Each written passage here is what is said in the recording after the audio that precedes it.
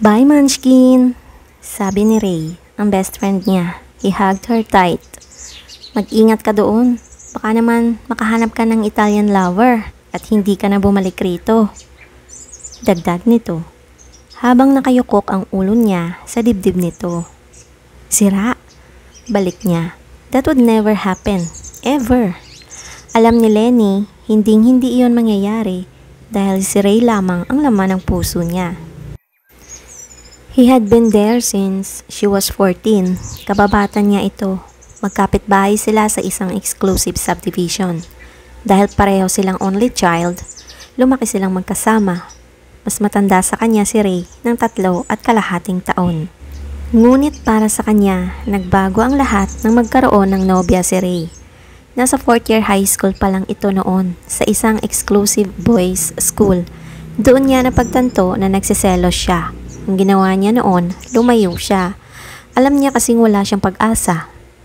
Ray was popular, charming and smart. Samantalang siya, mahiyain at may pagka-insecure. Palibhasa kasi, maaga namatay ang kanyang ina, pati mga lola niya. Si Manang Loren ang lagi niyang kasakasama. Mabait itong ina-inahin sa kanya. Kahit hindi man lang ito nakapagtapos ng high school. When she was 13, nag-asawa muli ang papa niya. Pero hindi sila close ni Tita Dayan. Sa tingin niya, may pagka-aloof ito. Tuwing magkakasama sila, she felt as if it was a very awkward situation. Hindi naman sila magkakagalit, but they weren't as close as she hoped they would be. At dahil doon, wala siyang self-confidence para magtapat kay Ray. Kaya minabuti niyang mag-concentrate muna sa pag-aaral at sa mga babaeng kaibigan sa pinapasukang all-girls school. Dahil parang tinotorture siya tuwing nakikitang kasama nito ang girlfriend. Pero dahil clueless talaga ang binata, hindi siya nito tinatantanan at lagi pa rin nagpupunta sa bahay nila. Ang masakit, kinukwento pa siya nito ukol sa love life nito. Pinakinggan lamang niya ito, like a real good friend would. Ayaw rin niyang magbago ang friendship nila. She could always count on him to help her with math and her projects in school. Isa pa, natatakot siyang magtapat sapagkat sa umpisa pa lamang ay vocal na si Ray sa pagsasabing para siyang nakababatang kapatid nito. As she matured, she realized she'd rather be in his life as a friend than be nothing at all. Ang bukod tanging pag-asa na lamang niya ay kung ituloy ng mga magulang nito at ang papa niya ang pagpaparinig sa kanila na sila na ang bagay na makasal sa isa't isa. Of course, Ray would always laugh at the notion, and she would turn red in embarrassment. Now at 23, she secretly hoped that would be happened. Iyon na lang yata ang paraan upang hindi siya maging old maid. After all these years, wala pa siyang nagiging boyfriend. At wala rin siyang balak na mag-boyfriend kung hindi lang iyon si Ray. Alam ni Lenny hindi siya pangit. Ngunit alam din niya na hindi siya sa kaliga ng mga babaeng idinidate ni Ray, who were all tall, sexy, and ultra-confident. Bukod pa roon, wala siyang ibang nakikilala. Hindi kasi siya pinapayagang gumimik at hindi rin siya mahilig maglalabas. Napapayagan lang siya kung kasama si Ray. Ang sabi ng mabuti niyang kaibigan na si Ina, noong high school sila, natatakot ang mga lalaki sa anino ni Ray. And when Lenny went to college, she herself didn't entertain anyone dahil nga alam niyang si Ray ang nasa puso niya. May magtatangka pa lamang manligaw sa kanya, diretso busted na. Tama na, awat ni Ina na nagbalik sa kanya sa kasalukuyan. Tama na ang dramang yan, Lee. Malilate ka na sa flight mo. Naghiwalay sila ni Ray much to Lenny. Mamimiss niya ito kahit 6 months lang siya sa Florence, Italy. Hindi ba talaga maghahatid si Tito John? Tanong ng binata. Umiling siya. It's his strong statement against my going away. Sagot niya. To quote, kabaliwan ang gusto mo. Anong mahihita mo sa pagpipinta? Mabuti kung dumito ka na lang at tulungan mo ako. Nagpursige siyang pumunta sa Italy dahil gusto niya mag-aral ng pagpipinta. Pakiwari niya, it's her turn to do what she wanted. Aba, Nang magkolehiyo siya ay sinunod niya ang gusto nitong mag-enroll siya sa business administration. Ayon dito, siya raw ang magmamahala sa lahat ng negosyo dahil siya lamang ang kaisa-isang nitong anak. But what she really wanted to pursue was visual communications or fine arts. Pero hindi siya suportado ng ama. The difference now, when she turned 21, nakuha niya ang ipinamana sa kanya ng nasirang lola at ina. They were well-to-do and had kept a trust fund for her, which was turned over her on her 21st birthday. Parte ng manang iyon ang siyang gagamitin niya sa Florence para sa short course na kukunin niya. It was something that she really wanted to do. Kung wala siyang kumpiyansa sa sarili sa ibang bagay, hindi sa pagpipinta. She was in her element when she was holding an easel and a paintbrush. Naramdaman niya ang kamay ni Ray sa kanyang balikat, comforting her. "Don't worry," sabi nito. "Knowing your dad, hindi kanya matitiis." Lenny hoped her friend was right. Pero simula nang banggitin niyang tungkol sa Florence, hindi nagbago ang pananaw ng kanyang papa. And when she had actually gone on and applied for a visa for herself, which was first for her because she was used to having something to do everything for her, he stopped talking to her. "Look, I see your car," narinig niyang sabi ni Ina. At itinuturo nito ang asul na Mercedes-Benz ng kanyang ama sa di kalayuan. Parang nabunutan siya ng tinik sa dibdib. Tahimik silang nakatayo sa sidewalk ng International Airport hanggang sa huminto ang sasakyan sa kanilang tapat. Bumukas ang pinto at bumaba roon ng pamilyar na stiletto heels ni Tita Dayan. Hinintay niyang may lumabas na ibang tao mula sa sasakyan, ngunit ang madrasta lamang ang naroon. Lenny's heart sunk. She didn't realize how hurt she was by her father's being unsupportive until now. Naramdaman niyang biglang pagdagsa ng luha sa likod ng mga mata. She pressed her tongue to the roof of her mouth and willed them not to fall. Kaya niya to. Kakayanin niya. This was her decision. "Iha, I just wanted to say goodbye," sabi ng matandang babae. Sa gulat niya, niyakap siya nito. "I'm really sorry about John. Pero isipin mo rin, that's his hurting too. You're his only baby, and he thinks you're leaving him." "But that's true. Aniya, pabalik din naman ako. I just want to follow my own dreams, even for a while. That's what I told him too." Pinutol nito ang yakap at tiningnan siya sa mga mata. "I'm really sorry, but you know how stubborn your dad is." Lee smiled bitterly. "And you take after him in some way," dagdag ni Dayan. Nagulat siya. She had never been called stubborn by anyone before. In fact, sunod-sunuran siya. May it be Ray or her dad or even Manang Lauren. She was happy to take someone else's lead. "You find that surprising?" Magiliw na dagdag ng stepmother niya. Tumango siya. "Well, this is the perfect example," sabi nito at itinuro ang mga maleta niya na nakalagay sa baggage cart. "You're actually doing this. You're finally growing up. Alam mo naman na hindi ako binayayaan ng sarili kong anak. You're the only one I have and I'm proud of you." May kinuha itong sobre sa bag at inabot sa kanya. Hindi makapaniwala si Lee. She didn't have to ask but something told her it was money. Di siya makagalaw, para siyang namatanda. Tama si Tita Dayan. They had never been close. But as she was standing there looking at the older woman's somber face, she began to wonder if it was her own fault. Kaya naging ganoon ang sitwasyon. Hindi kaya nagtangka rin ang madrasta na mapalapit sa kanya, ngunit siya itong lumalayo. Naramdaman niyang kinuha nito ang kamay niya at isinuksok doon ang sobre. "Please take it," sabi nito. "It's just a little something for you." Bilang pasasalamat, niyakap niya ito ng mahigpit. She felt the surprise in her stepmother's body language. And after some time, a sigh of relief escaped in the older woman's mouth. "Mag-iingat ka, Lee." "I will." Nagpaalam siya muli sa lahat. she had to go inside the terminal on her own dahil siya lamang ang may ticket. She reminded everyone to keep in touch. Ingat, Lee. Annie, Ina, don't forget may pasalubong. Remember what I said, Munchkin? Dagdag ni Ray. Stay away from those stinky Italian boys. Tumawa siya. Kung sana lang nagseselos ito. Kaso alam niyang may dalawa itong girlfriend na pinagsasasabay sa ngayon. No, Ray, it's you. You should stay away from the girls. Sita nito.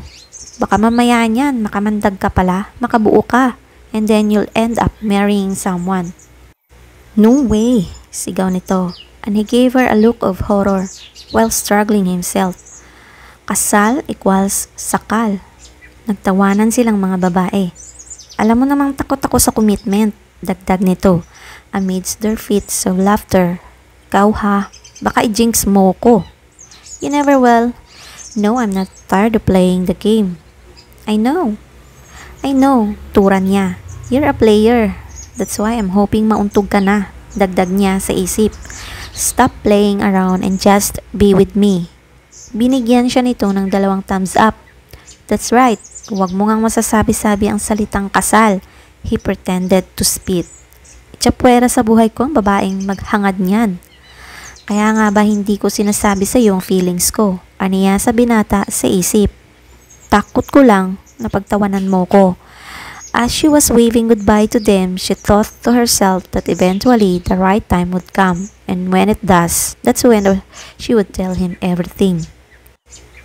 After 6 months, bata ka, hindi ka nagsabi kahit kanino na uuwi ka. Sabi ni Yaya Lauren sa kanya. Ito at ang driver ang nagsundo sa kanya sa airport. Nagpadala siya ng text message dito noong isang araw. Akala namin next month pa ang uwi mo. Alam mo bang nasa Hong Kong sila ngayon at may business meeting doon ang papa mo? Ni hindi ka man lang umabot sa araw ng Pasko. It's okay, Yaya, sabi ni Lee. Napangiti siya at halos hindi na ito humihinga sa pagsasalita sa sobrang excitement. Ganoon din ang nadarama niya. Kahit 6 months lang siya sa Italy, na-miss niya ang kanyang tahanan. Nagkabati na sila ng ama na halos araw-araw rin siyang tinatawagan habang naroon siya. He would have wanted her to return on Christmas too, but she didn't expect to finish her final projects so soon. When she did, doon siya nag-decide tumulak pa uwi. But by then, book na ang mga eroplano dahil sa Christmas rush. At least, I'm here for New Year's Day, dagdag niya. At okay lang talaga na wala ang papa. That will give me time to settle in and fix my things. Ayaw mo nun? So surprise silang lahat? Aniya. Ang totoo, kaya siya nagmamadaling umuwi dahil sinabi ni Ray na may sorpresa raw ito sa kanya. Ilang beses niya itong kinulit kung ano man iyon, pero hindi nito sinasabi kung ano. Ang matalinhagan nitong sagot, you'll find out when you get home. And believe me, it's something you will not expect. It will be the biggest shock of your life. Mahuhulog ang panga mo sa lupa. Nang kulitin pa niya ito, he added, this is the kind of news someone says in person, hindi over text or telephone. Nang sabihin nito iyon, nahulog nga ang bibig niya sa lupa. She wondered, could he have finally realized that he loved her too? Could the distance between them the past months finally knock some sense into him? What else could it be? Hindi ba ang pagtatapat ng pag-ibig ang siyang nararapat sabihin ng personal? She really hoped that was it. Tinanong niya si Ina kung may nalalaman itong ibang bagay ukol kay Ray, pero wala ang sagot nito. Kung sa bagay, the two really didn't have anything in common other than having her for a friend. Iba ang sirkulong ginagalawan ng dalawa. Mas lalo ka pang gumanda, Lee, sabi ni Yaya Lauren na umangaw sa kanyang atensyon. Salamat, Yaya, aniya, sabay pisil sa braso ng matanda. Noon pa man, number 1 fan na kita eh. Walang halong biro. Mas blooming ka ngayon. Sinserong hayag nito. Parang ang saya-saya ng aura mo. Sabihin mo, may boyfriend ka doon? Hindi ang lalaki nagpapasaya sa kanya. Kaya siya masaya kasi marami siyang natutunan ukol sa pagpipinta. Marami rin siyang natutunan ukol sa sarili. that she can be independent and outspoken. She just had to believe in herself. Most of all, she learned that her own happiness rested in her hands. Yaya naman? Magiliw na salita niya. Siyempre wala. Si Ray ang dagdag niya sa isip. Ang bukod tanging nakakaalam ng sekreto niya ay si Ina. And pretty soon, I'll tell him myself, aniya sa sarili. Isa pang bagay na nahanap niya sa Italy ay ang self-confidence. Mas bagay sa iyo ang buhok mo ngayon. Huwag ka nang magpapagupit na parang lalaki tulad noon. She chuckled softly, kaya hindi siya nagpapagupit dahil mahal ang pagpaparlor sa Europa. But she had to agree. Mas feeling sexy nga siya sa buhok niya ngayon. She looked a mental note to endure the heat and not get a bob cut. Sa wakas ay narating nila ang bahay. Inutusan niya ang driver na iakyat ang kanyang mga gamit sa kwarto. At nag-request siya kay Yaya Lauren na ipaghanda siya ng merienda sa dining room habang naghihintay. Pinakialaman niya ang mga sobre sa estante. That's when she saw a formal-looking envelope addressed to her and her dad and Tita Dayan. Nakakaligrapi pa ang kanilang mga pangalan. Looks like a wedding invitation. Aniya sa kalawakan. Sino kaya ang ikakasal? Karaniwan, pag business associates ng ama niya, hindi siya kasali sa imbitasyon. So she was really curious kung kanino iyon dahil dawit pati pangalan niya. It must be somebody she knew. She unceremoniously tore the side of the envelope to open it. Hindi na siya nagdalawang isip na paghimasukan iyon dahil nakalagay ang pangalan niya. Aha, I'm right, bulalas niya sa kalawakan nang makita ang isang eleganteng card na nakatali pa ng lilac ribbon. Ipinatong niya ang envelope sa estante upang alisin ang laso ng card. Sinimulan niyang basahin ito. One love that is shared by two. Two hearts that beat as one. Ray and Rian cordially invite you to their wedding. Pinaulit-ulit basahin ni Lenny ang imbitasyon. Hindi siya makapaniwala. Pakiwari niya pinaglalaruan siya ng mga mata. It can't be her. Ray getting married. But there it was, his parents' name on the invitation, his name on the invitation. Ray was indeed getting married to someone else. Pero bakit? Naguguluhang tanong niya. Hindi bang sinabi nito ay ang kasal ay parang sakal? Nang umalis siya ay wala itong seryosong nobya. At sa mga text nito, alam niyang wala itong seryosong kadate. And that's when it dawned on her na ang surprise ang sinasabi nito ay iyon. He had met someone and was going to marry that someone else. That was his surprise. It wasn't that he finally discovered he loved her in return.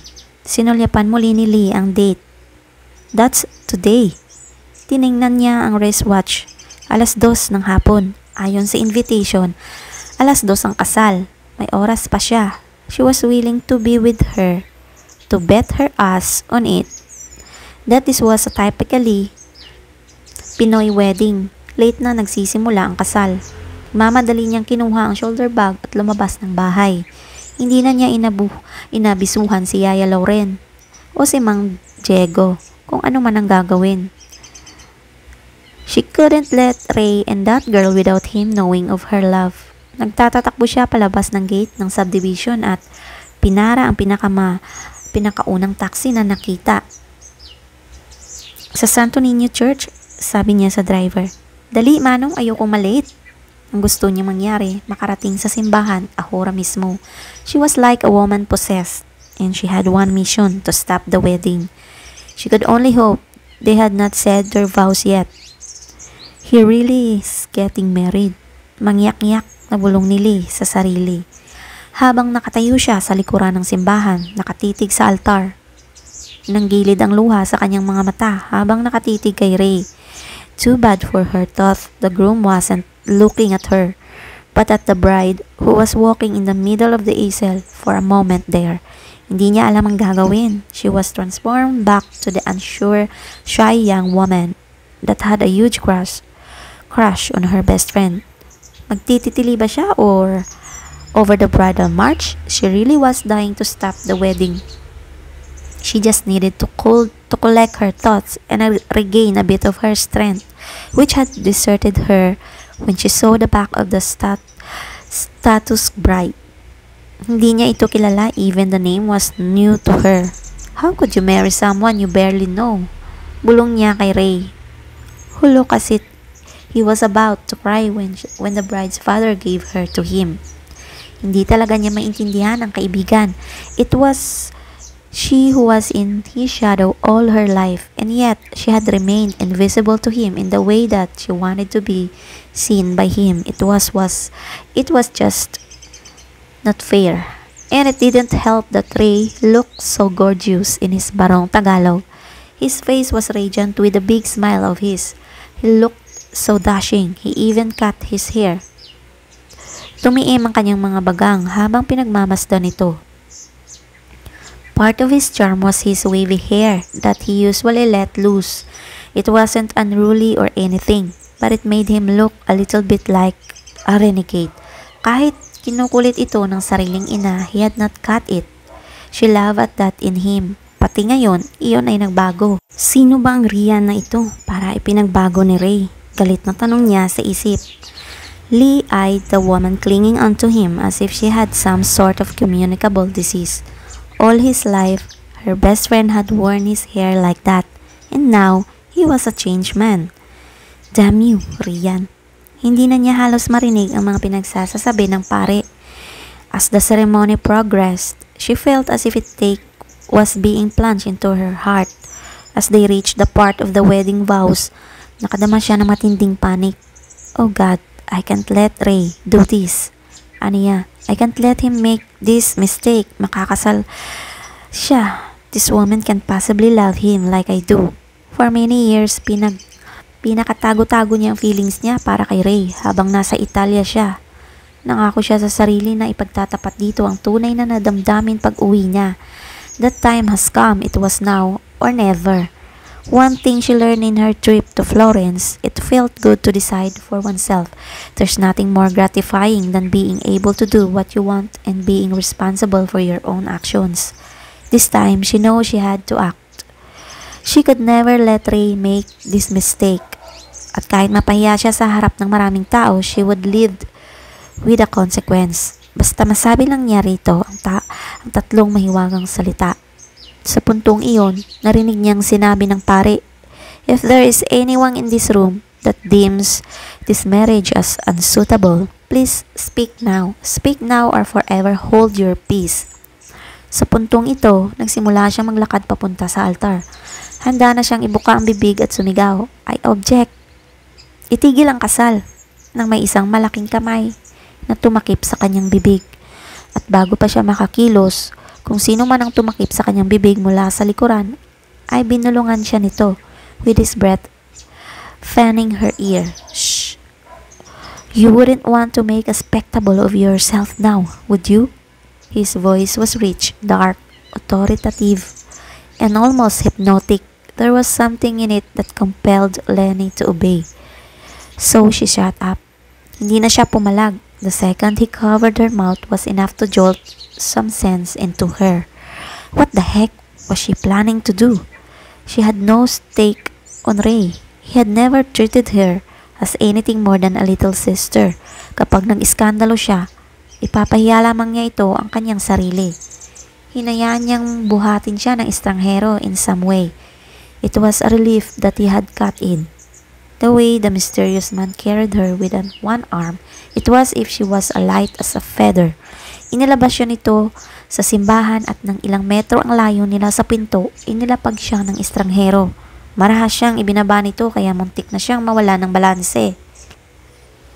She whirled around, intent on screaming at him. Ano siya, basura para ibagsak ng ganoon? Even if a part of her was grateful to him for knocking some sense into her, nainis pa rin siya rito. But as she glanced up, she met the most enigmatic pair of eyes she'd never seen and was stunned into silence. His eyes were deep set, round and framed by the thick lashes. Unfortunately, those eyes regarded her warily. Para bang ang tingin nito sa kanya ay may katok siya sa ulo. Natotoo naman talaga, naisip niya. Only an insane woman would stop a wedding of a man who was not or never even became her boyfriend. But of course, she would never admit out loud. "What were you thinking?" he asked as his dark, sharp eye pierced through her, almost making her squirm. Hindi makasagot si Lenny. Hindi rin niya alam kung ano ang pumasok sa isip niya. Hindi niya alam kung paano ipaliwanag ang sarili nang hindi nagmumukhang tanga. Minabuti niyang huwag magsalita at tumitig lang sa lalaki. "Go home!" utos nito. At ipinatong nito ang mga kamay sa magkabilang balikat niya para igiya siya patungo sa linya ng mga taxi sa labas. Hindi siya sadyang palaban, but somehow, the adrenaline coursing through her and the fire in his eyes snapped something within her. "Bakit ba masyado kang pakilamero?" Iritadong usig niya. Inalis niya ang mga kamay nito sa kanyang mga balikat at hinarap ito. To her surprise, he laughed. "How dare you laugh at me?" Pinagbabayo niya ito sa dibdib ng bilang ganti. Binuhos niyang lahat ng frustration sa estranghero. Hinuli nito ang kamay ng mga braso upang pigilan siya sa patuloy na pananakit dito. Sa kabiglaan niya, ikinulong siya nito sa mga bisig nito at bago pa siya makapagprotesta, inangkin nito ang kanyang mga labi.